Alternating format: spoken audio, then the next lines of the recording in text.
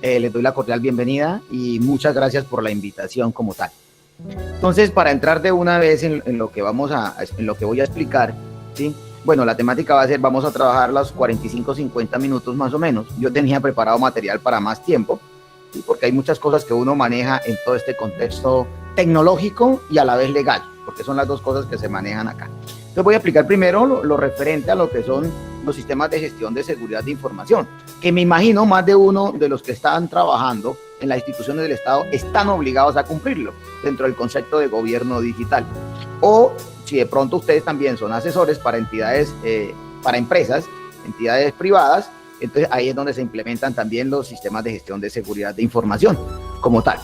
Entonces permítanme acá, ya comienzo con esta partecita. Entonces mire, ¿por qué implementar un sistema de gestión de seguridad de información? Lo primero, porque es un contexto legal. Está dado en la ley 1955 del año 2019, el plan de desarrollo, y el artículo 147 es la que lo establece. Y aquí lo que dice es que las entidades de orden nacional deben incluir el componente de transformación digital. Y para este caso hay que seguir completamente todo lo que hace referencia a los estándares que ha definido el MINTIC como tal. Y el MINTIC ya ha desarrollado todo un paquete de documentos, de guías, de políticas, de conceptos que son funcionales para todo esto que nosotros debemos implementar en las instituciones del Estado, en las entidades del Estado. Entonces, el COMPES 3975 también fue donde se definió la Política Nacional de Transformación Digital e Inteligencia Artificial. Es un documento que la mayoría considero que lo conoce. Y se estableció a cargo de la Dirección de Gobierno Digital, ¿sí?, a nivel del MINTIC, para definir los lineamientos que se iban a establecer. Y cada entidad pública de orden nacional tiene que elaborar su plan de transformación digital para enfocar hacia eso. Ahí está, por ejemplo, tenemos lo que es el MIPG, por ejemplo, que es digamos, el lineamiento grande que tenemos acompañado de gobierno digital. Entonces, ¿qué es lo que quiere la transformación digital? Lo que quiere llevarnos es a la cuarta revolución industrial, que es donde toda digamos, los conceptos de integración con las personas, donde los servicios informáticos son el contexto más importante en cuanto a las entidades y también se apoya con respecto a las empresas igualmente. Todo está apalancado acá con la política de gobierno digital. Y el objetivo pues es dar beneficio a la ciudadanía y obviamente pues tendría que dársela al Estado, independiente al gobierno que tengamos en este momento, porque esto ya es un concepto de Estado que está muy por encima de lo que es gobierno, teniendo en cuenta que el Estado también está la nación, está el país, está el territorio y todos esos conceptos que conlleva a lo que es Estado como tal. Y aquí hay unos cambios que tienen que hacerse con visión a largo plazo. El objetivo es que se utilicen las tecnologías digitales. O sea, eso ya se nos volvió un contexto obligatorio, ¿sí? Porque es lo que se plantea en cuanto a gobierno para prestarle servicio a todas las personas. Ahora, el hecho es que las personas puedan acceder de una mejor forma a la información que es pública, disminuir los trámites y hacer los servicios más ágiles. ¿Sí? Muy bonito, y la verdad lo digo que esto suena muy chévere cuando se coloca y se publican los documentos, ¿sí? Esto es lo de transformación digital. El problema viene para nosotros los ingenieros cuando ya nos toca hacer la implementación. Ahí donde viene, espera un momentico, ¿cómo hay que hacerlo? Listo, yo sé que más de uno de ustedes posiblemente es experto en seguridad de la información, ya hizo una especialización en seguridad informática, maneja todo este contexto, algunos otros no, ¿sí? Entonces, por ejemplo, en mi caso, yo comencé a trabajar en este contexto de seguridad de información y bueno, ¿qué es esto? Hace más o menos unos 4 o 5 años que comencé con todo este contexto. Fue cuando me di cuenta que esto era una cosa grande, o sea, esto es monstruosa, como uno lo puede decir. Son muchos los elementos que acá hay que manejar. Entonces, frente a eso dice, hay que proteger la información al interior de la institución del Estado. Un momentico, ahora vamos a proteger la información, claro, porque eso es lo importante. Vamos a proteger esa información, la que está física, también como la información digital. Ahora, hay que contar con protección frente a los ataques a la seguridad de la información. Entonces comienza uno como ingeniero de sistemas a decir, bueno, ¿qué voy a colocar? Debo implementar firewall, tengo que colocar un Fortinet, tengo que colocar una DMZ. ¿Qué elemento voy a colocar yo para hacer la protección?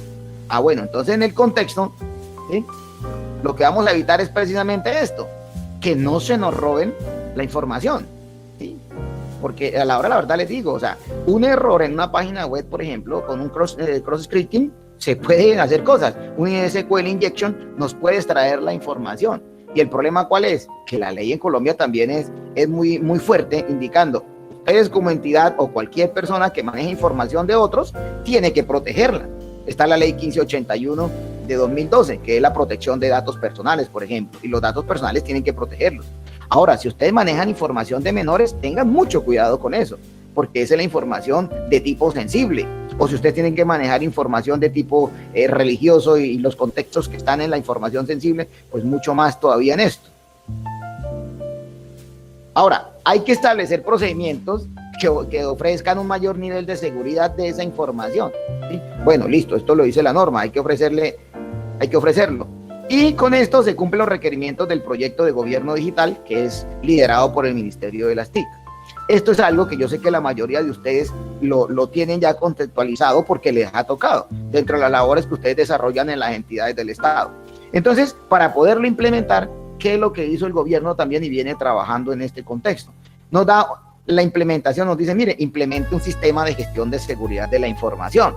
O sea, ahora ya un sistema, ya no solamente calidad 9001, no solamente ambiental 14001, no solamente de sistema de gestión, seguridad y salud en el trabajo la 45001, sino que ahora tienen que implementar el de seguridad de la información.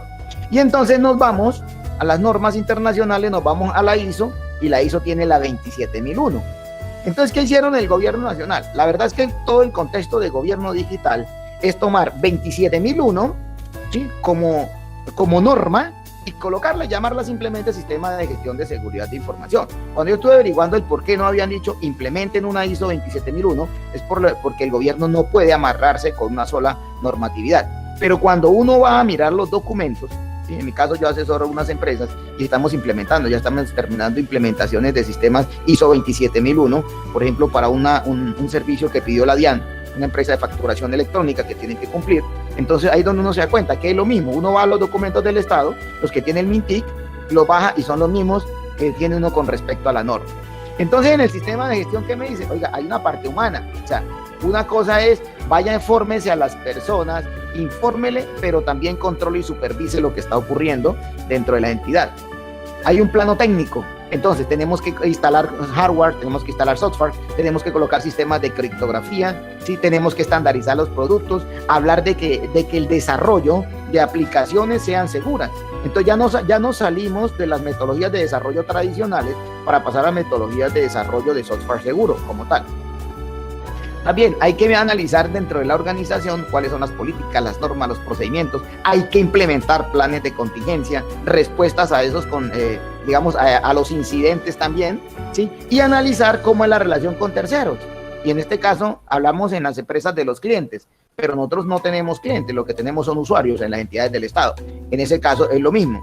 Los proveedores también, entonces quienes nos vendan software también tienen que cumplir con los requerimientos de la norma. Y esto todo, como llego acá, llegamos a un cuarto factor que es la legislación. Entonces tenemos que tener en cuenta firma electrónica, el código penal, la propiedad intelectual. Entonces nace acá otra, bueno, ¿la firma electrónica qué? ¿Qué es la firma electrónica? La firma digital. Entonces esos contextos, por ejemplo, se están manejando. Ustedes tal vez al interior del Ministerio de Ambiente tienen que manejar mucha información. Por ejemplo, si ustedes utilizan una exploración con drones, por ejemplo, y resulta que ustedes están utilizando el dron y están ingresando a un área protegida o un área en la cual los militares dicen usted no puede ingresar a esta área y ustedes ingresan, entonces hay que ver todos estos factores que se tienen que tener en cuenta. Igualmente, lo que regula también la normatividad de almacenamiento de datos. Ahora, ¿qué es lo que se establece en un sistema de gestión de seguridad de información? Entonces, lo primero es que hay que establecer lo que es la protección a confidencialidad, integridad y disponibilidad, que es la palabra CIA, que esto es en inglés. Luego, después de que se establece esta protección, entonces se inician definiendo las políticas.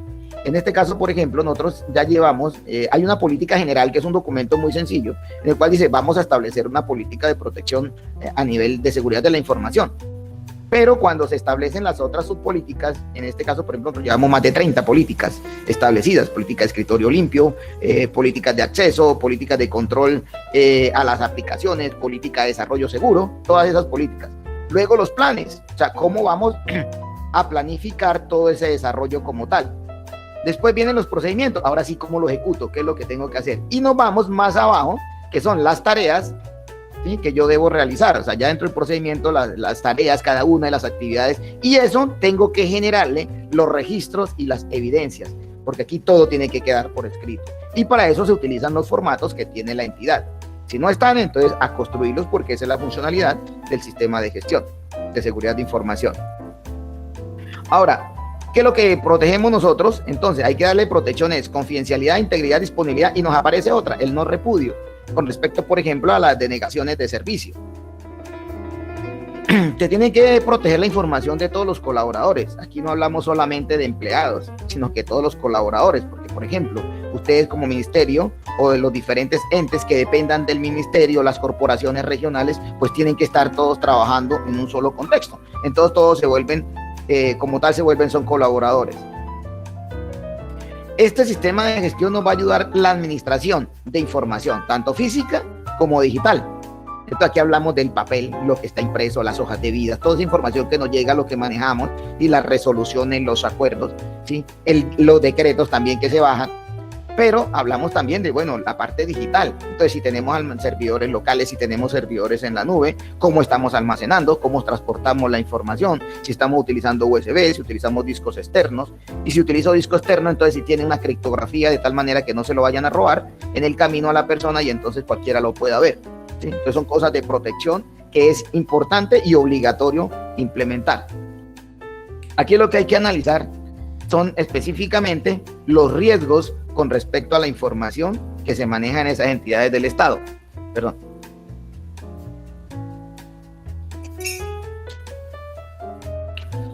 Ahora, otra cosa es que se protege también de las diferentes amenazas.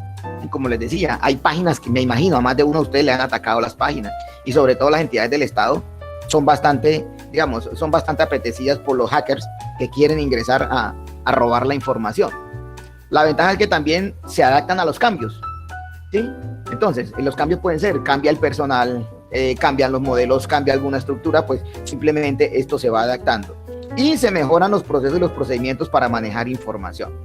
Al principio yo veía, cuando comencé a implementar sistemas de gestión, lo veía como algo, perdónenme la expresión, algo engorroso, algo como complicado.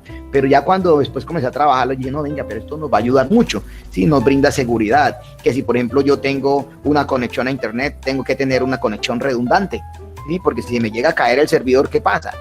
¿Sí? Por ejemplo, en este caso, Coco, voy a echar la culpa a algo. Estamos tratando de inscribir software en registros de autor, pero no está funcionando la página, está súper lenta, está caída. Entonces, cosas como esas, uno dice, bueno, ¿y qué pasa con esta aplicación que es del Estado? Y el mismo Estado nos obliga a que tenemos que, darle protección específicamente en esa página. Lo importante, proteger lo que estamos diciendo: integridad, confidencialidad, disponibilidad y no repudio, de tanto datos como información. Para ustedes debe ser claro que dato es cualquier unidad que esté almacenada. Por ejemplo, una fotografía es un dato, ¿sí? Ahora, la información pues ya es la de la entidad, ¿sí? O la misma información personal también que se tenga. Y en el caso de que haya algo crítico, por ejemplo, se nos cayó el servidor, pues obviamente si yo tengo implementado mi sistema de gestión, yo tengo réplicas de seguridad, ¿sí? Entonces puede ser que tenga la copia de seguridad fuera del servidor, obviamente fuera de las instalaciones de la institución, porque no sabemos si nos ocurre un terremoto. Nadie esperaba una pandemia el año pasado y nadie estaba protegido prácticamente contra una pandemia, y eso nos llegó y nos atacó. Nadie sabe qué puede ocurrir, en qué momento puede ocurrir un temblor, por ejemplo, y se dañe la estructura, la infraestructura, o ocurrió un incendio y se quemó la fibra óptica, las conexiones, los servidores también, ¿sí? Entonces, en Colombia, que tenemos el problema de cualquier momento la violencia, una bomba o cualquier cosa nos puede ocurrir. Entonces, si nosotros tenemos réplicas de información fuera de la institución, en servidores donde ya están protegidos, donde hay mayores niveles, obviamente tenemos una información un poco, pues mucho más segura. Ahora, hay una protección frente a ciberataques, porque eso es lo que se dan todos los días. Si ustedes revisan la página del CAI virtual, diariamente hay ataques a los sistemas informáticos. Y reitero, las entidades del Estado son las que más atacan. Ustedes manejan información muy importante, confidencial, a esa es la que van a buscar, esa es la que van a tratar de mostrar. Se brinda, digamos, confiabilidad para con la institución, la entidad del Estado también. Ahora, ¿cómo lo implemento? Ahora uno dice, bueno, ¿cómo lo voy a implementar? Bueno, lo primero es que se parte uno de un contexto que es el famoso ciclo PHVA, planificar, hacer, verificar y actuar. Entonces la norma lo que dice, mire, yo tengo unos interesados, ¿sí? ¿Quiénes son interesados? Pues todos los usuarios, las personas, los entes y todos los colaboradores, ¿sí? Ellos son el eje fundamental. Hay unas expectativas de ellos, o sea, ¿qué es lo que ellos esperan? Oiga, venga, protéjanme los datos, entregan información a tiempo. Los mismos empleados, oiga, yo almacené la información en el servidor y no aparece. Acabo de entregar una resolución o me llegó un informe de unas personas que hicieron un trabajo durante 6 meses y se acaba de perder. No puede ocurrir. Entonces, al hacer un sistema de gestión de seguridad, lo primero es que el SGSI, vamos ahora a hablar de SGSI solamente, tienen las políticas, objetivos, procesos y procedimientos para administrar la seguridad de la información. Entonces, lo primero, el primer paso es planearla y entonces yo tengo que establecer cuál es el sistema que voy a implementar. Entonces, yo tengo que hacer toda una ingeniería, aplicar un concepto de ingeniería de software como tal, diciendo, bueno, lo primero que son los análisis, ¿cierto? Lo primero que tengo que hacer son los requerimientos, ¿sí? Requerimientos y hago un diseño, me programo cómo lo voy a desarrollar. Posteriormente, paso a la implementación. Entonces, yo tengo que investigar mucha información dentro de la entidad. En este caso, yo tengo que buscar información correspondiente a todos los activos de información, cuáles son los riesgos que se me pueden presentar. Y los riesgos de una institución son diferentes a los de otra, ¿sí? Después de que hago eso y yo lo implemento, ¿sí? Ya hago todo ese análisis, coloco normas de seguridad, establezco servidores, replico información, monto sistemas redundantes. Entonces, una vez implementado, ya lo que yo paso es a monitorearlo. O sea, cómo se me está comportando ese sistema de gestión de seguridad. Y por último, entonces le hago mantenimiento y le hago mejora al sistema de gestión de seguridad de la información, ¿sí? Eso es lo que yo tengo que hacer. Y entonces aquí está como todo el contexto, ¿sí? Digamos, defino el alcance, tengo que decir para qué lo voy a utilizar. Por ejemplo, las entidades del Estado están obligadas a que tienen que protegerle toda la información que se maneja. Toda la información tiene que estar protegida. Entonces yo no lo puedo hacer, por ejemplo, una empresa, porque una empresa puede decir solamente lo hago a un proceso. No, aquí tenemos que iniciar con prácticamente toda la información. En la actualidad lo estoy haciendo para una institución educativa grande, iniciamos el proceso y es monstruoso, o sea, la cantidad que hay que hacer de trabajo es fuerte. Y me dio risa porque me dijeron que días, oiga, venga, es que tenemos plazo ahorita y siempre entregarlo. Yo le dije, ni lo sueñen, porque esto no es una cosita de hacer papeles y entregar, no. Esto tiene todo un contexto de seguridad, esto hay que implementar, hay que hacer cosas, hay que madurar el modelo también. Entonces, esto no es una cosa de decirlo ya en 2 meses lo implemento. Quien lo hace así está haciendo una cosa muy mal hecha. O sea, eso no sirve, no es funcional, ¿sí? Un sistema de gestión de seguridad de información mínimo bien trabajado, con personal dedicado, mínimo 1 año, mínimo. ¿Sí? Y eso muy bien trabajado y no abarcando toda la entidad del Estado, por ejemplo, sino solamente un proceso, porque si es toda la entidad es mucho más lo que hay que trabajar. ¿Qué es lo que yo debo conocer? Entonces, cuando uno arranca a implementar un sistema de estos, yo tengo que irme, por ejemplo, a la norma. Y entonces tenemos la serie 27000 de la ISO, donde la 27000 es simplemente la 00, yo la llamo la terminación 0, lo que me dan son los términos y el vocabulario de lo que yo voy a trabajar. Mientras que la 27001 sí me habla de los requisitos. Por esa razón es que la certificación se hace en 27001 y no en 27000. Porque es que allá están los requisitos, me dice qué es lo que tengo que hacer. Y tiene un contexto muy grande, que es el famoso anexo A, que es donde me dice cuáles son los controles que yo tengo que implementar y cuáles son las políticas y todo el contexto. Luego bajamos la 27002, o sea, uno adquiere la 27002, donde están las buenas prácticas. Entonces me dice, para cada una de ellas, usted lo debe hacer de esta manera. Luego la 27003, lo que me dice es cómo lo va a implementar. O sea, ahora sí, vamos a implementarlo, entonces esta es la forma como lo vamos a hacer.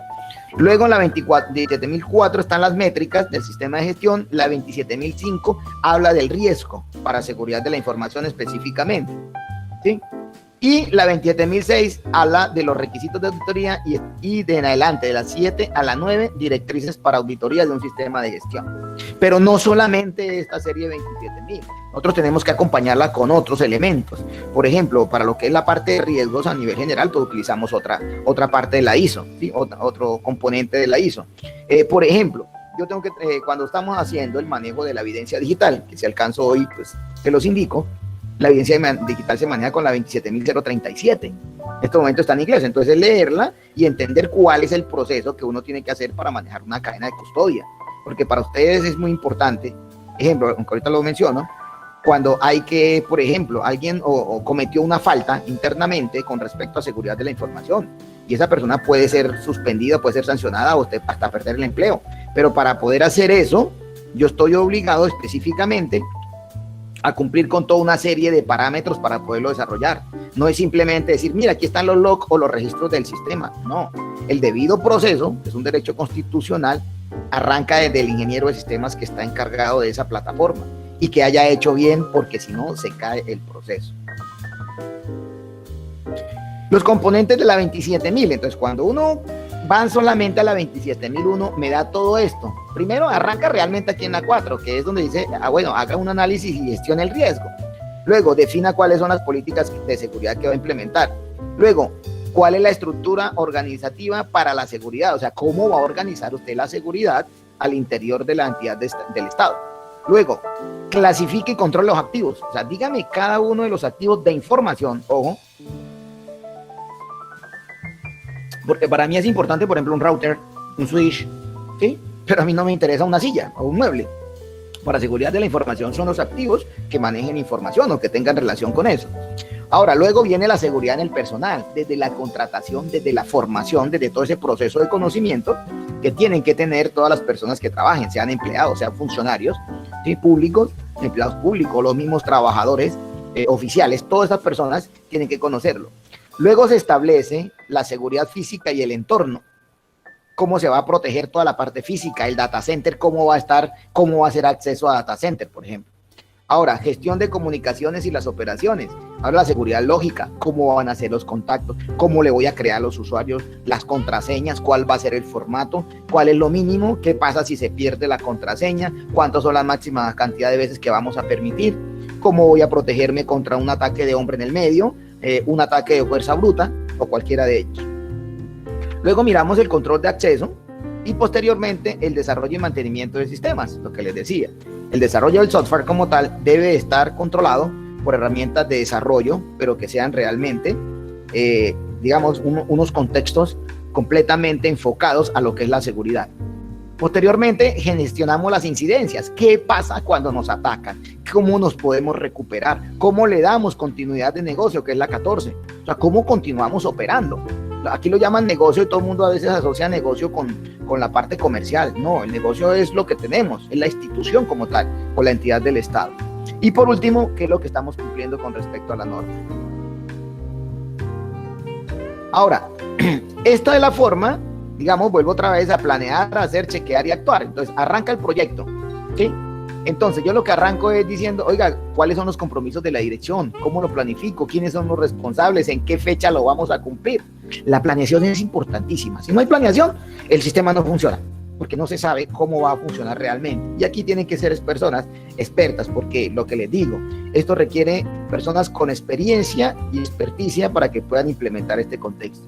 ¿Por qué? Porque es que al planear, hay que definir el alcance, cuáles son las políticas, los métodos de evaluación de riesgos, los inventarios de activos, cómo van a ser los impactos, ¿sí? Cómo lo vamos a evaluar. Posteriormente, el tratamiento de riesgos, cómo se implanta cómo se va a implantar el plan de tratamientos, cómo se implementan los controles y cómo va a operar el sistema de gestión.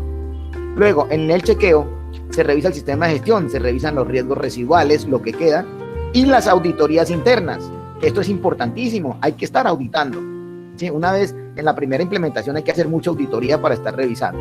Una vez que se ha hecho esto, entonces ya se terminó, entonces digamos la primera fase, entonces implantamos mejoras, decimos qué es lo que hay que corregir, cómo tenemos que prevenir y si realmente las acciones son eficaces o no. Y de ahí, como esto es un ciclo, ¿sí? Entonces volvemos otra vez y vamos mejorando y aquí viene la mejora continua.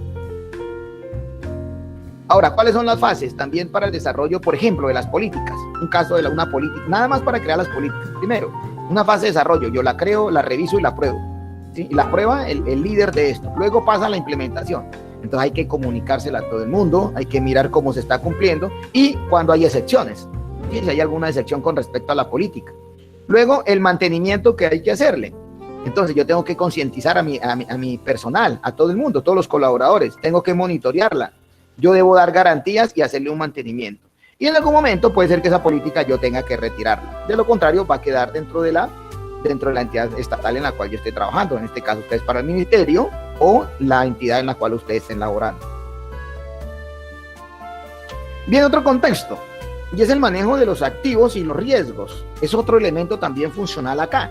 Entonces, para hablar del manejo de activos, yo tengo que hacer una identificación de activos, luego mirar cuáles son las amenazas que me pueden presentar, cuáles son las vulnerabilidades que tengo y los requisitos legales que yo tengo que cumplir. Todo esto en unión a decir, hay un análisis de impacto. ¿Qué ocurre si a mí me atacan? ¿Sí? ¿Qué pasa si se me da? Por ejemplo, atacaron mi página web, por ejemplo, hubo una pérdida de información, por ejemplo, hay una denegación de servicios. Entonces, en este caso, yo tengo que seleccionar e implemento los controles. ¿Cómo lo voy a controlar? ¿Cómo me recupero? ¿Qué es lo que debo hacer? ¿Restaurar copias? ¿Debo descargar? ¿O coloco el servidor que está en funcionamiento? ¿Sí? ¿O el servidor de réplica tiene que entrar a trabajar? Y luego hacemos tratamiento del riesgo. Yo lo asumo el riesgo, o lo reduzco, lo elimino o lo transfiero. Ahí es donde yo hago tratamiento con respecto a los riesgos. ¿Cómo lo debo trabajar? No, resulta que un riesgo de un terremoto, pues ya no puedo hacer nada porque ya me toca asumirlo. ¿Sí? Pero ahora, por ejemplo, si yo tengo un proveedor de servicios y ellos son los encargados de manejar la información, bueno, por política de protección de datos hemos firmado los acuerdos de confidencialidad y que ellos son los responsables. Entonces que ellos me respondan, entonces yo les transfiero el riesgo. Ahora, viene lo otro, también cómo gestiono las incidencias. Me ocurrió algo, entonces primero la identifico, luego tengo que hacer acciones de prevención y corrección, luego notifico, registro todo y las recopilo. Y aquí entran ustedes como ingenieros de sistemas en la parte de soporte, a ser las personas que tienen que controlar muy bien la parte de la evidencia, porque puede ser que ustedes sean el primer respondiente, como ahora les voy a indicar, o ustedes tengan que llamar a la fiscalía para indicarle, bueno, mira, acaba de ocurrir un delito informático acá, y entonces, por favor, procedan frente a eso. O usted busca una empresa privada que sea la que se encargue de hacer la monitorización y el control de eso. Luego se aprenden de los sucesos. O sea, usted ya va, ¿cómo vamos a comenzar a mejorar? Oiga, tenemos que darle protección a esto. Señor director, qué pena, mire, hay que comprar un servidor de prueba o algún elemento. Y se hace una gestión eficiente de los incidentes. Posterior a esto, y les decía, entonces, debemos auditar el sistema. Y al hacer la auditoría, que puede ser de tipo externo o puede ser de tipo interno, inicialmente la interna, lo que nos permite a nosotros es revisar. Entonces lo primero, se planifica la auditoría y se analiza toda la documentación. Luego pasamos a realizar la auditoría, ¿sí?, de forma presencial. Ya en estos momentos se pueden hacer virtuales también, antes no se podía. Y después de que se hace esa auditoría, todo ese proceso que lo hacen los auditores, entonces se elabora el plan, digamos, hay un informe y se elabora el plan de acciones correctivas, donde hay problemas con la norma, dónde está funcionando, qué no está funcionando, ¿sí? Y dependiendo de que sí cumple esa evaluación, entonces se le da el certificado. Posterior a esto, entonces, al año hay que hacer una primera auditoría de seguimiento, al segundo año se hace otra, y al tercero ya es una auditoría de revisión. Entonces, este es todo el ciclo completo de lo que refiere a realizar un sistema de gestión, una auditoría dentro del sistema de gestión de seguridad de la información.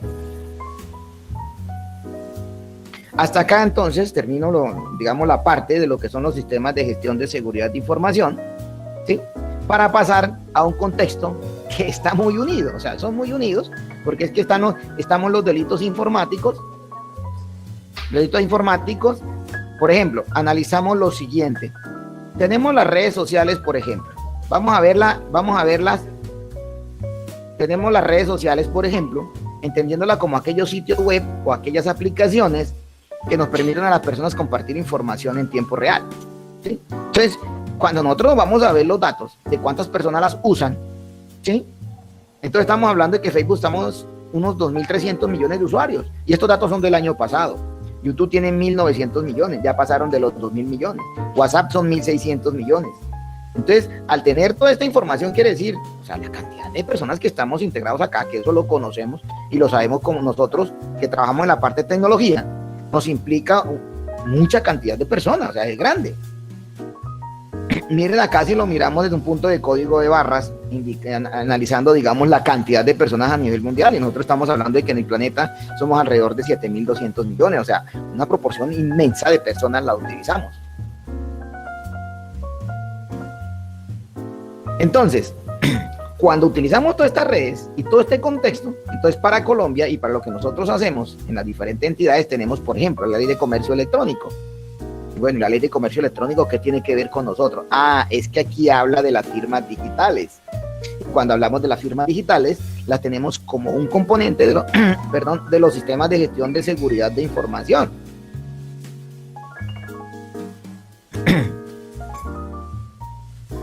Ahora, esto también nos indica de cómo debemos hacer y qué es lo que tenemos que manejar en cuanto a la información digital. Esto ya se une, este contexto de la ley de comercio electrónico, con los sistemas de gestión de seguridad de información, porque uno de los elementos que se tienen es eso. Y dice que cualquier información que se presente tiene que estar, si está como mensaje de datos, entonces hay que mostrarlo como se generó por primera vez en forma definitiva. ¿Qué implica? Todo el nacimiento de la cadena de custodia. Entonces, esto nos une, bueno, ¿cómo así la cadena de custodia? Sí, es que nosotros tenemos que proteger la información desde el momento en que salió, que nació, que se creó. Entonces viene el software que se utiliza y hardware también, porque, por ejemplo, un ataque en un disco duro me roba la información, pues yo tengo que guardar los registros del log. ¿Cómo lo hago? ¿Copiando normal? No, tengo que hacer una técnica especial para poder presentar eso como una evidencia. Así sea para simplemente un proceso disciplinario interno en la empresa o en la entidad del Estado, funciona de la misma manera. En esto, en la ley de comercio electrónico, que es la ley 527 del 99 de la que le estoy hablando, aquí es donde indica que se deben respaldar los mensajes de datos. O sea, hay que respaldarlos. Eso es lo más importante de esto, para que se pueda presentar como una evidencia. Una cosa es una evidencia y otra cosa es una prueba. La prueba es hasta que ya está autorizada por el juez o la persona que esté revisando, que diga sí, tiene toda la validez legal. Pero mientras tanto viene siendo una evidencia. Ahora, ¿qué acciones se pueden convertir en delitos? Por ahora toco esa parte y luego lo voy a unir todos. ¿Y qué se puede convertir en delito? Entonces miren, tengamos en cuenta un factor. El primero es el grooming. Ustedes dicen, pero el grooming dentro de una entidad del Estado. Ojo, porque es que resulta que por las redes hay mucho movimiento de documentos y de fotografías en las cuales se engañan a los niños. El grooming es un contexto en el cual se engañan a los niños, a los menores, ¿sí? O a veces a los adultos también, porque ha pasado, tengo procesos con eso, ¿sí? Y en este caso eso se convierte en pornografía infantil, que es lo que luego quieren trabajar, que eso es bastante delicado. En el grooming, ¿qué es lo que busca el delincuente? Esto. O sea, convencer al niño para tener relaciones sexuales. Y esto es complicadísimo. Esto se nos vuelve un problema bastante grande. Posterior a esto, del grooming, donde se engaña a los niños, viene el sexting. ¿Y qué es el sexting? Es el envío de contenido de tipo sexual en formato de imágenes o videos. Dicen, pero bueno, ¿y qué? O sea, esto del sexting es todo chévere, por ahí explíqueselo a la gente en los colegios, algo. Un momentico. Nosotros almacenamos información y en los servidores de la empresa, de la entidad en la que ustedes están, ustedes manejan muchos datos. Entonces, ¿hasta dónde llega la responsabilidad de ustedes? Bueno, que ustedes no sepan, que ustedes no controlen, listo. Entonces, dentro de las políticas del sistema de gestión, ustedes tienen que indicar que los administradores no tienen acceso a la información que manejan las demás personas. Y ahí están librando ustedes la responsabilidad, ¿sí? Entonces hay que tener mucho cuidado con esta parte. ¿Qué es el sexting? Envío de información de tipo sexual. Entonces la foto de la persona. Recordemos que hace unos años un defensor del pueblo cayó precisamente y tuvo que retirarse del cargo precisamente por algo que cometió, y era sexting, enviando contenido sexual, y por eso ya después se convirtió en acoso laboral, ley 1010 de 2006. ¿Y hasta dónde llegó? Pues la pérdida de credibilidad también de esa persona, más todas las implicaciones legales que tuvo. ¿Qué pasa con el sexting? Es tan fácil de que alguien se toma una foto, pero eso se vuelve viral. Y viral sabemos que apenas sale la fotografía hasta otra, automáticamente, por esos 2.300 millones de las redes que hay en Facebook, con los de YouTube, más los de WhatsApp, pues obviamente se convirtió para todo el mundo, y eso sí volvió literal todo el mundo. Esta, que es importantísima entenderla, que es la famosa sextorsión, es la extorsión pidiendo sexo mediante chantajes. Entonces yo lo grabo, sí, me grabo teniendo una relación sexual, por ejemplo, con mi pareja, y de pronto resulta que alguna persona llegó y conectó el celular, se le permitió dentro de la entidad del Estado y se le copió la información. Después eso fue a los servidores de ustedes, esos servidores también se replicaron en la nube, y en la nube hay entidades internacionales que están revisando toda la información, y la institución, la entidad se puede ver inmersa en un problema precisamente por esto.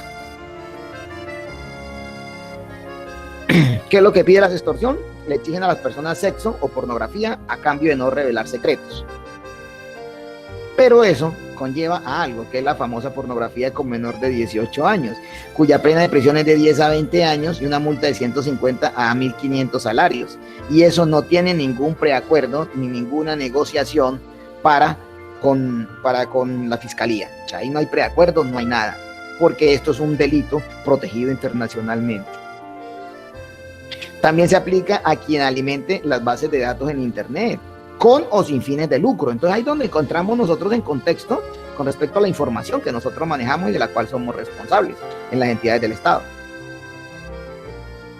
Si alguien es integrante de la familia, entonces automáticamente se le incrementa la pena, ¿no? Ahora, ¿qué pasa si alguien facilita una red global de telefonía, cualquier medio de comunicación para que se dé para pornografía con menor de 18? Ojo, no menor de 14, es menor de 18. La pena va de 10 a 14 años y la multa es grandísima y se incrementa la mitad de la pena, o sea, va de 20 a 21 años, perdónenme, 15 a 21 años en caso de que sea pornografía con menor de 14 años. Ojo con esto, dice, pero si yo no lo estoy haciendo, pero es que usted almacenarla es delicado. Pregunto una cosita, perdón, me detengo acá, para todos ustedes, y es lo siguiente. El temario que tengo, ahorita yo me gasto, por ejemplo, si entro ahorita a hablar de los delitos, estamos hablando más o menos unos 20 minutos más, y como estamos proyectados para ya en unos 5 minutos iniciar las preguntas, no sé si me detengo acá y hacemos las preguntas, o si ustedes consideran, me dan unos 20 minutos a media horita y termino todo el tema, pero eso ya depende de ustedes.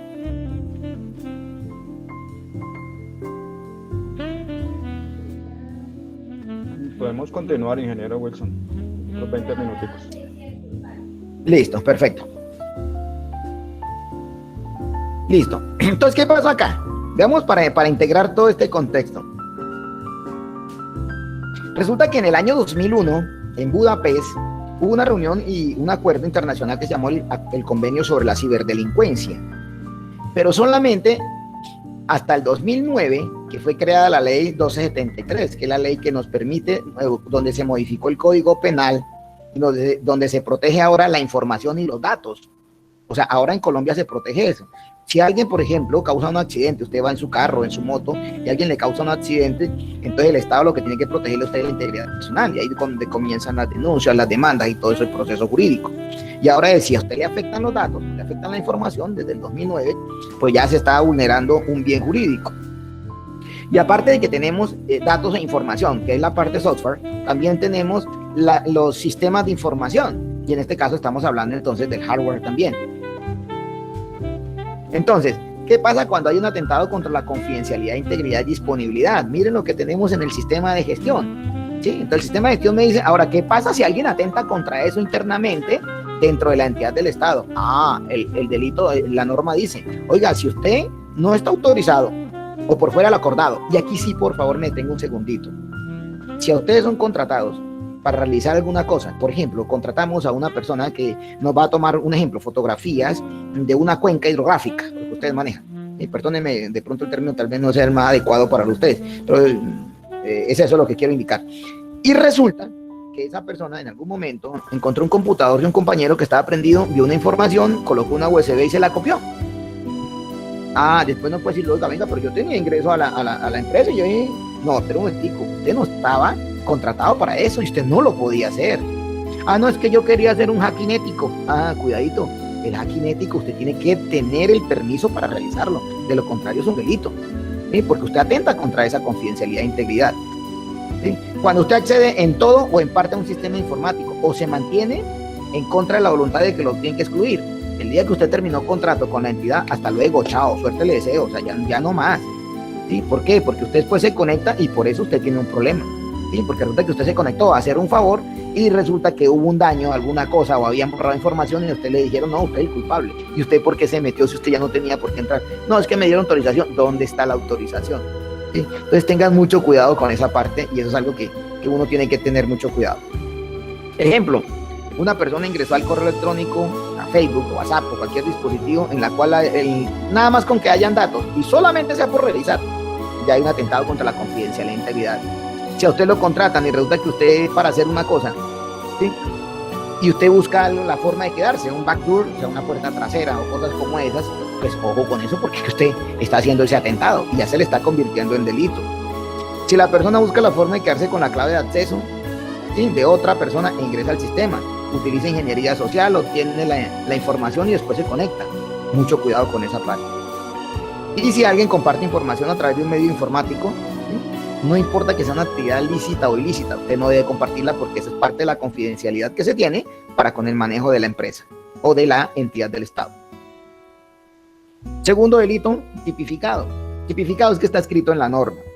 Entonces, si usted, por ejemplo, bloquea ilegítimamente un sistema informático, ¿sí? Entonces, si una persona que no está facultada, o sea, usted no lo dijeron, y usted impidió o obstaculizó el funcionamiento a nivel de la red porque la bloqueó, ¿sí? O usted simplemente bloqueó el acceso normal al sistema informático, a los datos informáticos o a la red, ¿sí? Entonces, unos ejemplos, una persona la contratan y logra bloquear el funcionamiento de la red. Oiga, lo bloqueó. Sí, no, pues resulta que a mí me dieron el password de administrador y de pura piedra, perdónenme la expresión tan colombiana, tan coloquial, me di enojo y entonces yo digo, no, simplemente lo dejo bloqueado y de malas. Cuidadito, a usted le aplico, ¿sí? este delito porque usted lo está cometiendo. Si una persona del interior de la empresa o de un lugar externo logra bloquear a la red, puede ser porque cambió la contraseña del administrador o de los usuarios o de cualquier otra forma. Si llegan, por ejemplo, alguien a crear ransomware, ¿sí? Resulta que usted llegó y tenía la USB y le llegó y la conectó y ¡pum! Entró un ransomware por un equipo y eso llegó hasta un servidor que había por allá, póngale un Windows server que no había sido actualizado y resulta que usted la bloqueó. Cuando detecta, no, es que es de la máquina, no, pero es que yo coloqué la USB para copiar, sí, pero usted no tenía autorización. Y el sistema de gestión de seguridad de información de la entidad nos dice que usted no lo puede hacer. ¿Qué pasó? ¿Sí? Se le puede convertir en un delito. La otra, interceptación de datos informáticos. Y esto aplica si usted intercepta datos al interior del sistema informático o las emisiones electromagnéticas. Esto aplica para cualquier momento en el que usted se va a conectar a una red en la cual usted no está autorizado. Y ojo con esto. Puede ser que esté abierta, que no tenga clave, pero usted tiene que tener el permiso para poder acceder. ¿Sí? Alguna vez resulta que un joven estaba al lado de un supermercado. Ocurrió una ciudad en la cual nos dimos cuenta y el chico llegaba a la parte de afuera y se conectaba con el portátil. De pronto un vigilante lo vio y por las cámaras también. Cuando le llegó la SIGIN, ¿de qué está haciendo? No, aquí conectado. ¿Y por qué? Pues resulta que estaba conectado al internet y estaba bajando información de allá. Y eso fue un delito. Y venga, vamos para allá, vamos aquí, a las 36 horas ya estaba en centro de reclusión, porque eso es delicado. Ejemplo, usted instala software espía para conectarse a la red. Se conecta a una red inalámbrica sin autorización. Así esa red no tenga clave de acceso. Si usted duplica el sistema informático para obtener información o conexión, y usted hace una réplica. Si utiliza el software espía ese mismo que instaló, ahora lo utiliza para obtener la información. Si usted utiliza, por ejemplo, los sniffers, que nosotros los de sistemas sabemos qué es eso. Es simplemente el que está analizando todo el código y miramos lo que está en texto plano, lo encontramos y de una vez detectamos cuáles son las fallas. Un siguiente delito es el daño informático.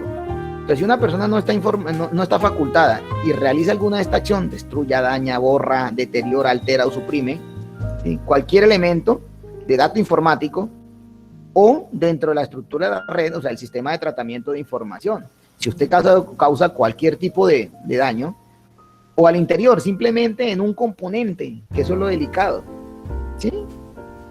O dentro de sus componentes, cualquiera, una estructura, digamos, un daño dentro de un computador, alguien llegó y se hurtó un disco duro, ¿El disco duro cuánto vale? 200.000 pesos. Ah, espera un momentico, pero la información que había y el daño informático que usted me causó, ¿sí? Entonces, esto es delicadísimo en las instituciones. Si usted, cualquier parte o componente lógico, cualquier elemento, si usted en conclusión lo que hace es un daño, ¿sí? Sea como sea. Entonces, miren, unos ejemplos. Usted daña la base de datos, por ejemplo, la nómina, contabilidad de usuarios, entre otros. Usted daña un dispositivo informático de persona natural o persona jurídica, ¿sí? Pues esos considerados daños como tal, pues son los que tienen que tener muy en cuenta. Ahora, si usted utiliza un software malicioso, mira el delito como está. Utilizando troyano, virus, software dañino, gusano, daño en equipo o daños en las redes. Usted utiliza cualquier software que usted utilice. No es que me encontré una aplicacioncita lo más de chévere. No es que yo tengo un keylawyer lo más de chévere. Ah, pues pero un momentico, usted está utilizando software malicioso, ¿sí? Ustedes miren los ejemplos. Keylawyer, sniffer, virus, troyano, gusano informático o cualquier otro aplicativo. Usted lo desarrolla, es que somos ingenieros de sistemas y nosotros desarrollamos software. Sí, lo pudimos hacer. Ah, pero es que es para causar daño, para bloquearlo. Pues tenga cuidado porque usted desarrolló esa aplicación, ¿sí? Ahí, por ejemplo, tenemos ese otro.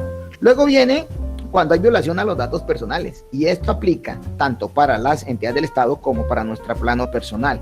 Cuando alguien llega y viola datos personales, por ejemplo, de la pareja. Ah, no, que es que resulta que yo me le metí al WhatsApp para revisarle. Uy, cuidado porque hay violación de datos personales. Mucho más cuando, por ejemplo, la entidad del Estado, alguien entra a revisar qué es lo que pasa, porque resulta, oiga, venga, a don Pedrito Pérez, que resulta que le dieron una licencia, y ese señor, venga, ¿cómo es la dirección? ¿Cómo es el teléfono de ese señor para...? Uy, pero un momentico, usted va a hacer violación de dato personal, porque eso no está permitido. El teléfono es un dato privado, ¿sí? Nosotros sabemos en Colombia que tenemos datos públicos, semiprivados, privados y datos sensibles, dado por la ley 1581, la ley de protección de datos personales. Entonces, si la persona no está, llega a hacer cualquiera de estas cosas, mire, obtiene, compila, sustrae, ofrece, vende, intercambia, envía o compra, ¿sí? Códigos personales, o sea, software, datos personales. Mire, sigue, y si los intersecta, si las divulga, si las modifica, si las emplea, ¿sí? Que están contenidos en ficheros, dice la norma, en archivos o en bases de datos. Ficheros, pues, es como el término de España, que se utiliza y que nosotros acá le decimos carpetas. ¿Sí? Cualquier información que esté almacenada ya, si usted viola esos datos personales o en cualquier medio semejante. ¿Cuánto es para estos delitos informáticos? La norma dice que va de 4 a 8 años, ¿sí? La pena en prisión y no tiene preacuerdos. ¿Qué es el código personal? Por el línea de código que realiza un profesional de la programación, o sea, nosotros los ingenieros de sistemas. ¿Qué es el dato personal? Cualquier tipo de dato que le pertenezca, ojo, a una persona natural o a una persona jurídica. ¿Sí? Y ese tipo de datos puede ser una imagen, puede ser un video, puede ser información personal. Por ejemplo, uso de imágenes o videos en redes sociales causando daño al titular de los datos personales. ¿Quién es el titular de los datos personales? Yo soy el titular de mis datos personales. Cada persona es titular de sus propios datos. Si alguien vende esas imágenes o videos a otro para sacar provecho, ojo con esto, ¿sí? De pronto, uy, no, mire, aquí estamos, vamos a utilizarlo para tal cosa, tenga mucho cuidado. No, porque resulta que tal empleado está sacando la información del servidor y resulta que nos dimos cuenta que se la vendió por allá para obtener algún beneficio. Ah, espera un momentico, ingeniero de sistemas, por favor, ¿qué pasó? Mire, me va el log del sistema, sí, fue fulano de tal, entonces necesito que usted me capture esa información porque vamos a iniciar un proceso. Y aparte que es un proceso disciplinario, entonces le vamos a hacer un proceso legal. Entonces ya entra la fiscalía ya a jugar con todo esto. Si alguien hace un hurto a base de datos personales para aprovechamiento de él o de otra persona, ese es otro delito también. Luego viene, y algo que puede ocurrir, que son la suplantación de sitios web. Entonces los sitios web generalmente los suplantan. Entonces, ¿cómo? Una persona que no está facultado, mire, diseña, desarrolla, trafica, vende, ejecuta, ¿sí? Programa, envía páginas electrónicas o enlaces o ventanas emergentes, cualquier de estos elementos, o un sistema de resolución de nombre de dominio de IP diferente, o un DNS diferente. Entonces, esta suplantación, ¿cómo viene? Es lo que llamamos el phishing, ¿cierto? El phishing es estar pescando, pero es pescando datos como tal. Esta suplantación, por ejemplo, mire lo que ocurre acá, que es un ejemplo que de pronto a ustedes les puede ocurrir, a algún familiar o dentro de la misma entidad ocurre. Yo tengo mi correo acá, ¿cierto? Que es mi dirección electrónica, que está instalada en mi servidor DNS. Este servidor DNS tiene una dirección IP ¿sí? Que nosotros la conocemos, pero resulta que alguien llega y se mete y trata o logra modificar el servidor DNS o coloca alguna aplicación que hace que la persona ya no ingrese a esta dirección IP, sino que la redirecciona a otra persona, perdónenme, a otra dirección IP. Entonces estamos haciendo una suplantación y eso es a diario, eso ocurre todos los días porque son de los delitos que más se están causando. Mira, antes de iniciar ahorita la conferencia me llamó un señor precisamente porque le hicieron eso, le suplantaron y le acabaron de extraer la información del banco, y he sido testigo de muchas de esas.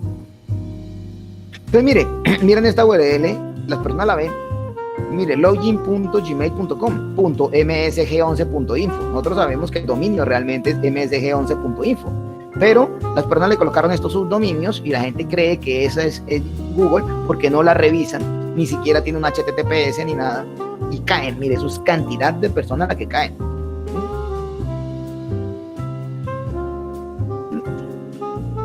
Esta fue una vez que me llegó a mí del BVA, no, que tiene 24 horas para cambiarla porque la vamos a proteger. ¿Cuál proteger? Es que le entregan información para robar, y esto es el phishing. Me colocan allá y yo caigo, y entonces simplemente me extraen la información. Y la gente lo que hacen es, de su banco, deme el password. Esta fue muy común, ¿se acuerdan? Había una que era el escáner que desnudaba y la gente le daba clic y claro, de una vez entraban con unos cookies y automáticamente le estaban extrayendo información. Y lo que estuviese entre la base de datos, entonces esta ventana emergente que yo tengo acá, esta ventana emergente que tengo, entonces automáticamente se me convierte en una forma de extraer información como tal. Ahora, ¿esto qué conlleva? Una grabación punitiva. ¿Qué es una grabación punitiva? Es cuando se incrementa la pena. Entonces, cuando se incrementa la pena, resulta que las penas se dividen en cuatro bloques. Por ejemplo, cuando van de 4 a 8 años, entonces de 4 a 5, 5 a 6, 6 a 7, 7 a 8. Entonces, este bloquecito, lo que se hace es que se dividen y se le agregan 3 pedacitos más. O sea, ya no va de 4 a 8, sino dependiendo la norma, ya va, por ejemplo, de 6 a 12 años. ¿Qué lo agrava? Entonces, ¿dónde viene el contexto? Si las redes o los sistemas informáticos o de comunicaciones son estatales u oficiales, entonces aquí entran ustedes directamente porque ustedes son entidades del Estado. Si ustedes están en el sector financiero o atacan el sector financiero, ya sea el sector nacional o el sector extranjero, cualquiera de estos dos tipos de sectores de la parte financiera, esto me agrava la pena. Ahora, miren esto, cuando la conducta se comete por servidor público en ejercicio de sus funciones, pues si ustedes lo cometen, ojo, automáticamente la pena se le está incrementando de una, simplemente por ser servidor público. ¿Qué la agrava? Cuando se aprovecha la confianza depositada por el poseedor de la información. Entonces tengan mucho cuidado, porque realmente nosotros los ingenieros de sistemas y los que están trabajando en la parte estatal, pues tienen que tener mucho cuidado. O cuando hay un vínculo contractual con esta persona, ¿sí? O sea, cuando hay un contrato es automáticamente un incremento hacia la agravación de la pena. ¿Qué más la agrava? Cuando se da a conocer el contenido de la información o hay provecho para sí o para un tercero. O sea, si ustedes, por ejemplo, el día de mañana de la base de datos, ustedes traen información y la venden, así no sea para ustedes, es beneficio para tercero, automáticamente les aplica. O cuando se comete con fines terroristas o generando riesgo para la defensa nacional. Ojo, porque las entidades del Estado y como ustedes son seguridad nacional, ¿sí? Para eso está lo de ciberseguridad, que me imagino ustedes ya han sido formados también en ese contexto y lo manejan. Entonces los ministerios son parte de este contexto. Y esto es lo que se mueve. ¿Qué me agrada la pena? Cuando utilizamos a un tercero de buena fe, ¿sí? Hacemos ingeniería social o cuando hacen ingeniería social. Ojo con esto, y si el que incurre en la conducta, usted es el responsable de la administración, o sea, ustedes ingenieros, si ustedes son los que la administran, son los que la manejan, o son los que la controlan, ¿sí? Esa información, entonces lo inhabilitan para ejercer la profesión. O sea, aparte de que tiene todo el problema legal, ¿sí? En la parte penal, también lo inhabilitan en esa parte para procesar información. Todo lo que tenga que ver con esto, nos quitan la tarjeta. ¿Qué pasa cuando el hurto se comete por medio informático, que es otro delito? Cuando una persona manipula el sistema informático. Ojo, el hurto no es solamente dinero, es cuando se hurta cualquier elemento, que es a través de medio informático. ¿sí? Cuando se suplanta a un usuario ante los sistemas de autenticación, por ejemplo, cuando es la tarjeta de crédito, la tarjeta de débito. Entonces, el hurto dice que va de 32 a 108 meses, ¿sí? Pero hay un hurto que se llama el hurto calificado, que ya va de 6 a 14 años. Ese es el hurto calificado. O sea, el hurto sencillo, que alguien se robó una billetera afuera, pues no hay mucho inconveniente. El problema es cuando es calificado. Y resulta que si, dice, la norma dice que si se comete sobre el sistema de comunicaciones telefónicas, telegráficas, informáticas o telemáticas, ¿sí? Si ocurre contra estas, entonces ya el hurto simple pasa a ser hurto calificado. Entonces ya la pena es mucho más. ¿Sí? Entonces hay que tener en cuenta con este contexto. Si se logra transferir activos, ¿sí? Si alguien logra una transferencia no consentida en perjuicio de un tercero, entonces esto le aplica para las personas que fabrican, mire todos los verbos: quien introduce, posee o facilita programas de computador para la comisión de un delito. Entonces aquí aparece la estafa como tal. Entonces, hay que tener mucho cuidado con esto. Y aparte que es informático, se incrementa. Si alguien utiliza de forma ilícita la red de comunicaciones, utilizarla de forma ilícita, de forma ilegal, y sobre todo ustedes que son los responsables de los sistemas de administración de las redes, entonces la pena también va de 4 a 8. Ahora, si va unido a otro delito, entonces hay un concurso homogéneo o heterogéneo de delitos, y hay que tener en cuenta que esos dos suman. Y si es con fin terrorista, porque le pueden aplicar, si usted dañó, por ejemplo, la información de la entidad, usted le dice, no, es con fines terroristas porque usted generó terror. O sea, es delicado esa parte. Y entonces resulta que la ley 1273, esta misma, adicionó al Código Penal el artículo 58, algo que dice: hay una gravación punitiva si cualquiera de las conductas, cualquier delito, se hace por un medio informático. ¿Sí? Entonces, para que ustedes lo conozcan también, el día de mañana que ustedes tengan que entregar un reporte a la fiscalía, tienen que analizar esto. Oiga, mire, se cometió este delito, pero mire, señor fiscal, cómo lo tiene que tipificar, porque no todas las veces los fiscales saben de informática. ¿Sí? De todas maneras, aquí, por ejemplo, ocurrió algo y tocó a una fiscal indicarle qué era lo que tenía que hacer. Entonces, eso es bastante delicado. Miren ejemplos. Miren, por ejemplo, esta es de la página de la fiscalía. Se articulan bandas dedicadas al hurto por delito informático. Esto fue en Ibagué. Otra, desarticular una banda que había robado 30.000 millones de pesos a través de medios electrónicos. Esta cifra es impresionante, ¿sí? Habían unido de Bogotá, Barranquilla, Santa Marta y Ibagué. Otra persona por hurto y violación de datos personales. También, este fue en Huila, en Neiva. Sí, lo venían siguiendo desde 2016 hasta el 2018 que lo capturaron. Otra banda ya había robado 1.350 millones de pesos de cuentas empresariales. ¿Sí? Entraban en un banco en Cartagena, hicieron esas transacciones todas por el sistema. Yo fui testigo de un proceso en el cual a un señor le sacaron 140 millones de pesos en 15 días. Y estuve revisando la evidencia y le sacaban a través de PSE pagos de 800, 1.200.000 pesos. Mire, esto es de la revista Semana, es nuevo. Esto es una información hace poquito, del 4 de agosto de 2020, donde dice: los delitos informáticos aumentaron en Colombia durante la cuarentena. Y mire, dijo que el que más se daba era el hurto a través de medio informático. Y dice, se incrementaron en más de 150% y se han detectado alrededor de 200 páginas que contienen código malicioso. O sea, y esta es información entregada directamente por la Policía Nacional, ¿sí? Y del jefe del Centro Cibernético de la Policía. ¿Cómo se debe denunciar en caso de que a ustedes les ocurra? Pues me imagino que ya lo saben. Si no, simplemente por la página de la Fiscalía, ¿sí? Está la página a denunciar, que ya tiene una app. Yo la puedo descargar a mi celular, mi smartphone, y yo lo puedo utilizar para realizarla. También el CAI virtual de la policía, ¿sí? Que es les recomiendo que lo visiten, donde hay mucha información. O sea, el reporte en vivo de lo que está ocurriendo, y eso es a diario, o sea, eso es continuo. Están reportando una ciudad, están reportando la otra. Se mueve muy rápidamente esta página. Y hay mucha información que les puede servir a ustedes. Solamente esta charla no va a ser funcional, sino que aquí hay mucha información que ustedes pueden utilizar.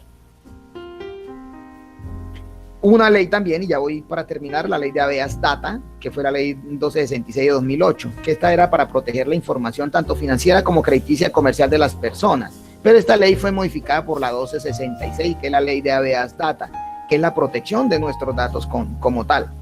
¿Sí? Y aquí, esta es importantísima y la coloco aquí para terminar con ustedes, los ingenieros de sistemas, porque resulta que ustedes son los encargados de proteger la información de todas las personas porque en la entidad en la cual ustedes están trabajando. Y dice que toda persona que maneja información está obligada a protegerla mediante mecanismos serios que deben estar establecidos dentro de su política de protección de datos. O sea, aquí aplica protección de datos personales, aquí aplica sistemas de gestión de seguridad de información, aplica la responsabilidad que ustedes tienen como profesionales en el manejo de la información. Y para esto, por ejemplo, como les decía, la norma ISO 27037, donde habla cómo se debe identificar, recolectar, adquirir y preservar la evidencia digital. Se las recomiendo que por favor la lean. No necesitan bajarla a internet, no la encuentran, sí, ella no está disponible, pero sí hay mucha información alrededor de ella y se ha escrito mucho con respecto a eso. Aquí me habla de que ustedes pueden ser los primeros respondientes de evidencia digital, ¿sí? Que es la primera persona que interviene y son ustedes. Pues tienen que entender ustedes también cómo lo deben hacer, se les recomiendo que la lean. Y si ustedes se especializan, ustedes ya pasan a ser a otro nivel, entonces ya son especialistas en gestión de evidencia electrónica, pero eso ya es con mayor nivel de formación para que ustedes lo entiendan y lo puedan manejar. En Colombia existieron muchas leyes y jurisprudencias con respecto al área informática. Entonces yo tuve una cosa, y es que cuando estaba estudiando el derecho, me puse a revisar qué había en evidencia y era muy poca la información.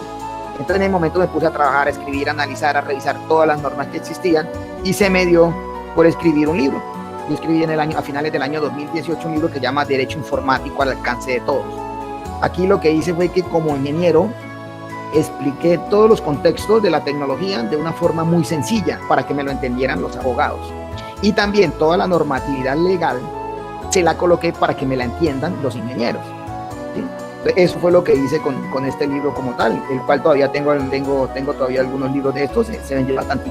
Afortunadamente en las instituciones con las que trabajo y con las que he desarrollado, pues fue bastante la adquisición. Igual, como les digo, tiene un lenguaje muy sencillo y es muy práctico para entenderlo. Hay cosas bastante interesantes allá. No me quedo porque pues esta es la parte final. Entonces, con esto le digo a ustedes muchas gracias por su atención y discúlpenme por haber tomado un poco más de tiempo, pero la idea era presentarles a ustedes toda esta información. Muchísimas gracias, ingeniero, de verdad que esta información ha sido muy valiosa y yo creo que tenemos un espacio para resolver las preguntas que hay en el chat. Entonces, si quieres, yo te las voy leyendo. Sí. Nos saluda Rubén Darío, que está virtualmente conectado desde Cora, Antioquia. Bueno, nos pregunta Liliana Suárez que si es posible acceder a las memorias de esta socialización. Bueno, eso sí, la idea es que ustedes nos ayuden respondiendo la encuesta que enviamos por el chat y pues allí les regalamos pues toda la información de vuelta. ¿Qué otra hay por aquí? Dice, ¿hay formas de evitar suplantaciones de la IO, dirección IP, o cómo percatarse que es una IP falsa? Bueno, las IP falsas no son tan fáciles de detectar. O sea, el proceso para IP falsa, lo que sí de pronto, cuando estamos trabajando con la URL, lo que sí, nosotros sabemos que los SSL tienen un alto nivel de seguridad, no son 100% seguros. El Secure Second Layer no es 100% seguro, pero sí nos brinda ciertos niveles de seguridad. Y lo que nosotros tenemos que hacer, digamos, en el contexto es revisar si el enlace es cierto y si tiene, como le digo yo a las personas, si tiene el candadito. ¿Sí? Ese es un contexto para revisar inicialmente. ¿Sí?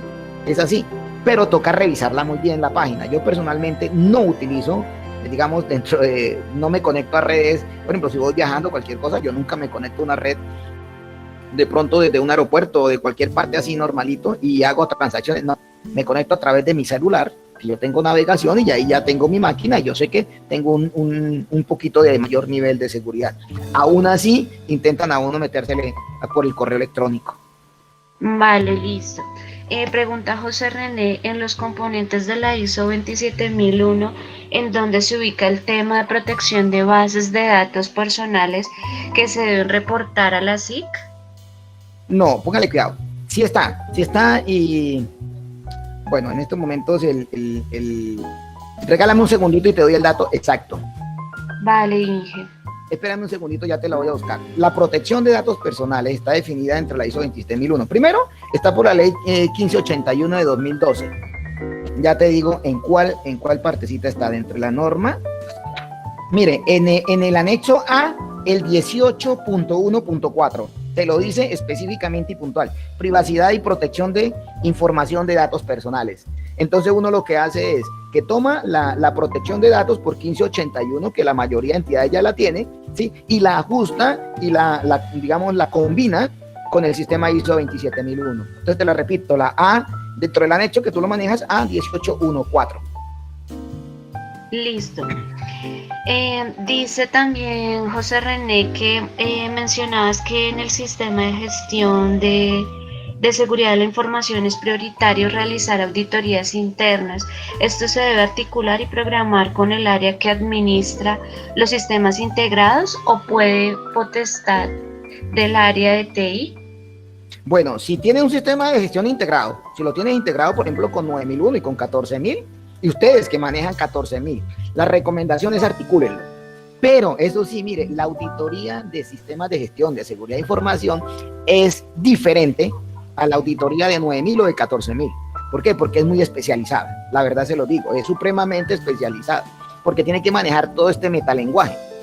Ahora, por ejemplo, en mi caso, yo una 14000 no me metería porque 14000 tiene también su metalenguaje en cuanto a lo que maneja de la parte ambiental. Y la de seguridad, por eso les digo, se está separada. Pero sí, intégrenla, por favor, intégrenla.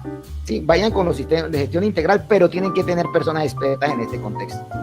Pero sí, claro, se recomienda estar integrada. Ahora, si ustedes la quieren hacer internamente, no hay ningún problema por eso. Vale, sí señor. Nos dice Isabel Calderón que quiere preguntar, entonces si quieres hazlo de una vez, por favor. Hola, muy buenos días. Buenos días. Mi nombre es Isabel Calderón, yo pertenezco a la Corporación Autónoma Regional del Cauca y quisiera hacerte una pregunta. Nosotros estamos ahora en la finalización de la implementación del modelo integrado de privacidad y seguridad de la información, ¿sí? El que le continúa al sistema de gestión de la información. ¿Listo? Sí. En ese modelo pues está casi que de una manera paralela, amarrado a cómo viene organizada la ISO 27001. De hecho, muchas de las guías que están ahí están ajustadas a los anexos y al contenido de la norma como tal, de la ISO como tal. Sí. Yo te quiero preguntar, resulta que la mayoría de las entidades han enfocado el tema de la seguridad de la información solamente al tema de ciberseguridad o al tema digital. Pero yo veo que la ISO 27000 tiene unos apartes en los que efectivamente tiene que resguardarse también unos activos de información que no necesariamente están en bases de datos o que están en el aparte digital, ¿verdad? Claro, 100%. Por ejemplo, talento humano. La información de talento humano, que toda la información, por ejemplo, de hojas de vida, documentación, obligatoriamente se deben cumplir. Exactamente. Entonces, mira, a mí me gustaría que tú me indicaras, como esto es un modelo integrado, como tú dices, uno tendría que integrarlo a la ISO 9001 y al resto de cómo se maneja una entidad pública con respecto a los procesos y sus procedimientos, ¿verdad? Entonces, es precisamente tener esa visualización, no desde el punto de vista solamente desde TI, sino que también tendrían que interactuar las demás áreas, como por ejemplo la administración del riesgo institucional, en que se identifiquen efectivamente esos riesgos que tiene esa ISO 27000, no solamente para la parte digital, sino para el resto de los activos de información. ¿Verdad que debe ser así? Claro, mira, es más, nada más del solo nombre tú tomas la decisión, porque es modelo de seguridad de la información, más no informática, porque cuando solamente nos vamos a TI, nos vamos por seguridad informática, y esto es un modelo de seguridad de la información. Para cualquiera que trabajamos en este contexto sabemos que es el contexto general, tanto físico como digital, los dos a la vez, y es obligatorio, la misma norma lo dice. O sea, uno leyendo la ISO 27001, nada más en el anexo, por ejemplo, te decía, por ejemplo, restricción de acceso, el A941, restricción de acceso a la información, es que es restringir tanto lo físico como lo digital. Y lo físico, por ejemplo, las hojas de vida del personal, ¿dónde están? Recuerde que la hoja de vida del personal tiene información semiprivada, privada y sensible, ¿sí? Nada más, en ese está. Y el mismo control le dice, en recursos humanos, que es la A7, por ejemplo, ¿sí? ¿Qué otra te digo? Los Claro, requisitos. entonces mira, el tema que yo quería salvar la duda es porque yo finalmente me estoy preparando para certificarme como auditor ISO 27001 Sí. y he tenido algunos encuentros en la corporación donde yo me desempeño y ellos identifican que las otras entidades están haciendo ese plan de tratamiento de riesgos de la información solamente enfocado a esos riesgos digitales, y para mí eso se está incurriendo en un error, ¿sí? ¿Por qué? Porque como tú lo dices, esa ISO 27000 va enfocada no solamente a los activos digitales, sino los activos también que están en físico, y desde la seguridad que da el ingreso a las instalaciones de una entidad, ¿verdad? Claro. Entonces, esa era la duda que yo quería, y por eso quería saberlo, o sea, que tú retomaras el tema y me volvieras a indicar si yo estoy en lo correcto. Definitivamente es que yo estoy haciendo un análisis por fuera de lo que debería ser. La entidad me dice, no, es que solamente son la parte digital, que no, yo no lo entiendo así. Yo veo que es un sistema integrado en el que convergen todos los activos de información de la entidad. Correcto, 100%, y no estás desfasada, y no estás en error. Es eso, porque es que es sistema de gestión de información. Esa discusión nosotros la hemos dado de hace mucho rato, de como 3 años comenzamos con esa discusión, digamos, ya se ha dado. Y no, o sea, cuando uno comienza a revisar toda la norma, te lo encuentras. Por ejemplo, yo tengo que proteger los datos de las personas, y los datos en qué formato están. No solamente digitales, están también en físico. Y esto es seguridad de la información. El mismo modelo MIPG también lo plantea, Gobierno Digital también lo plantea, aunque Gobierno Digital se enfoca muy al otro, pero lo que tú decías también inicialmente, Gobierno Digital es una copia exacta de ISO 27001, porque cuando tú miras los documentos son eso, o sea, eso ahí no hay más nada. Si manejas 27001, estás aplicando, implementando el contexto de Gobierno Digital. De seguridad digital, porque el Gobierno Digital pues trae consigo unas situaciones más allá, pero seguridad digital yo creo que ese modelo es una comparación exacta y paralela a la ISO 27001. Sí. Bueno, Wilson, muchas gracias entonces por la claridad. No, un placer. Y bueno, continuando con las preguntas, David Betancourt nos dice, a nivel de recomendación, siempre se debe verificar que las URLs empiecen con HTTPS y no con HTTP, dado que la S del final certifica que esta tiene certificado de SSL, como lo indica el ingeniero Wilson. Bueno, esa ya era como más sugerencia. Comentarios, sí, chévere. Sí.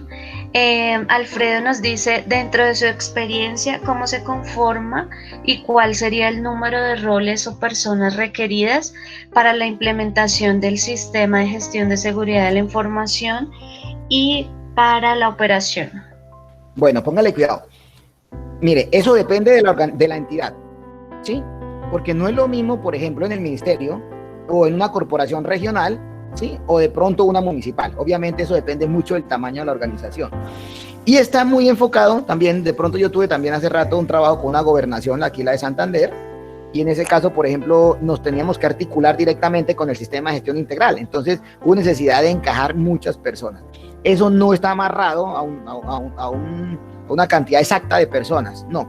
Pero sí hay muchos roles. Y lo que sí no puede faltar, es el responsable de seguridad de información. O sea, tiene que estar esa persona, esa es obligatoria. Y luego los líderes de las diferentes áreas o departamentos, o no sé cómo se llamen en cada una de las entidades, debe estar dentro de eso. Así no sea de sistemas, porque es que todo esto es información, como ahorita, por ejemplo, lo preguntaba Isabel. ¿Sí? Entonces, información manejamos todas las personas. El jefe de recursos humanos tiene que estar ahí obligatoriamente, porque recursos humanos tiene un papel fundamental también acá. ¿Sí? Tiene que estar el jefe de tecnología, tiene que estar también incluido con el director de toda la institución. El director es importantísimo que esté metido en ese comité, ¿sí? Porque de él es donde parte todo. ¿Por qué? Porque ellos tienen que dar desde la política que se establece, él es el primero que firma, porque es el que firma la política general, ¿sí? Tiene que conocerla también. Y todo el contexto.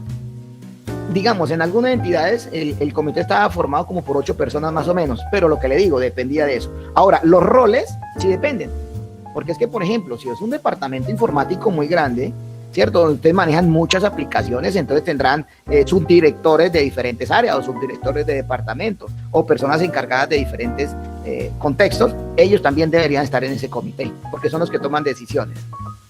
¿Sí? Entonces, a ver, qué pena que te leas así como tan abierta y no te dé una cosa exacta, pero es eso, hay que tener en cuenta cuántas personas. Eso sí, menos de 5 no pueden ser, porque si no, Si le estoy trabajando a una empresa pequeñita de 25 empleados y las personas del comité somos 7, ¿sí? Igual yo estoy como externo, pero también formo parte del comité porque soy el asesor en esa parte. Entonces imagínense nada más en una entidad pequeña de 25, ahora ustedes que manejan cantidad de personas y cantidad de aplicaciones también que se manejan allá. Vale, muchas gracias. ¿Qué otra por aquí? Dice Nora Elena, ¿debe autorizar o no el manejo de los datos personales cada vez que deba diligenciar una encuesta? La encuesta, lo que pasa es lo siguiente, mira, si en la encuesta se recomienda que se le coloque, o sea, depende, si es digital o es física, ¿no?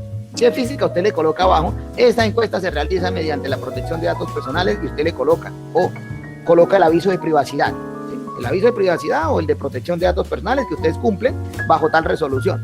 Con eso ya hay una cierta validez y tiene validez legal en esa parte.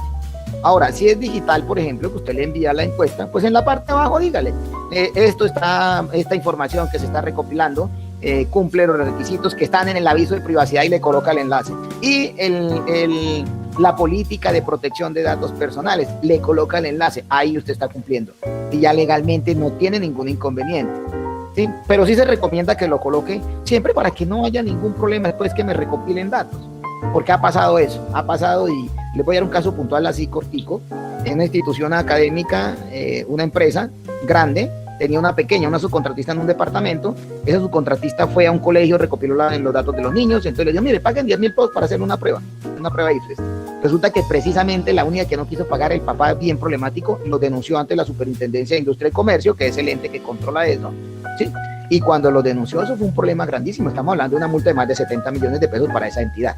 La superintendencia no perdona a nadie, ni siquiera a los ministerios, para que ustedes lo sepan. Entonces, con esta parte de protección de datos personales, cuídense mucho, la verdad, y sobre todo ustedes los ingenieros de sistemas.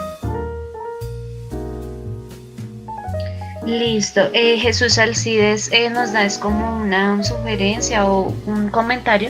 Los riesgos de seguridad digital son transversales a toda la entidad. Sí. Dice Orozma Vladimir, si la información personal es tomada para comercializarla a diferentes entidades que compran bases de datos, ¿se genera delito? Claro, porque es que no se permite. Menos si es una entidad del Estado. Tiene que darle protección, porque en la política de protección de datos personales está escrito, ¿sí? Entonces no se permite y se convierte en delito, porque yo de esta forma después cuando me llamen, yo pregunto ¿y por qué? Entonces voy a la superintendencia llama y dice, no, es que yo la obtuve en tal parte. Ah, bueno, entonces venga a tal parte y respóndanos acá.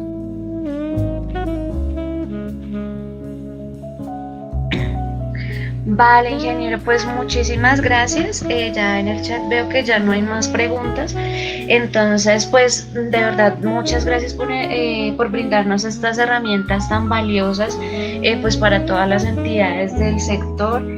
Y pues nada, esperamos nuevamente contar en otra oportunidad con estos valiosos aportes. Muchísimas gracias.